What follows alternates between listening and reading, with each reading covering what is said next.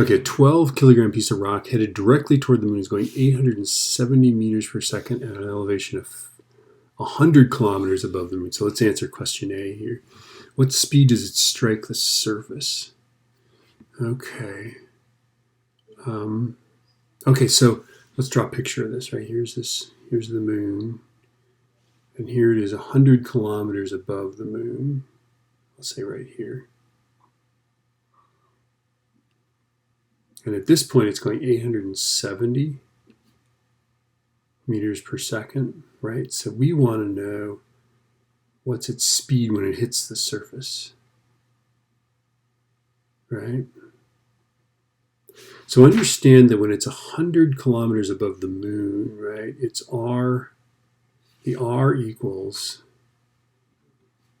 100 kilometers, right? So 100 times 10 to the third meters plus 1.737 times 10 to the sixth. So it's that far from the center, right? We always have to figure out the distance to the center of the moon. Okay, so that's the R that we need to figure out. So what is that?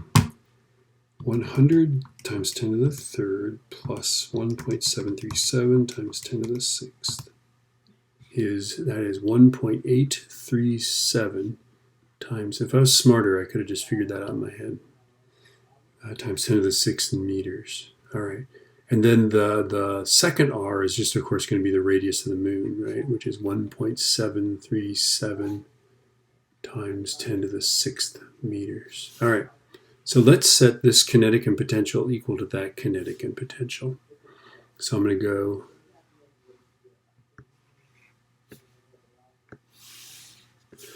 go minus G, mass of the moon, mass of the rock, over this R, which is this guy, right?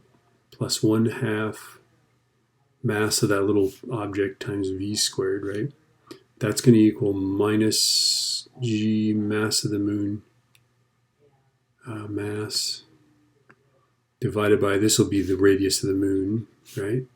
Plus 1/2 mv squared. Okay, so the mass of the 12 kilogram mass actually cancels.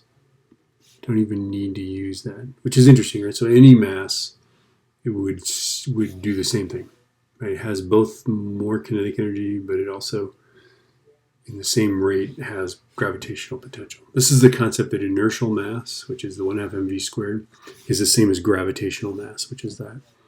We think that's true. So, all right, so let's see.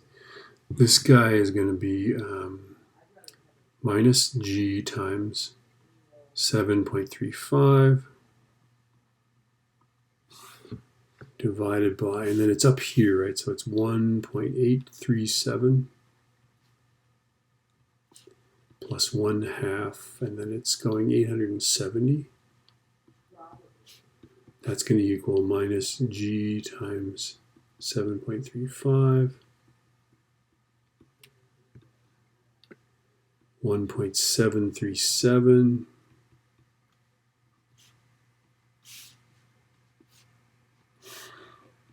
plus 1/2. I guess this is the velocity it strikes the surface with. So I'm going to figure out everything in this parentheses first. Okay, alpha F1, opposite of G. I've stored the 6.67 in the letter G, times 7.35 E22 over 1.837 E6 plus 0.5 times 870 squared.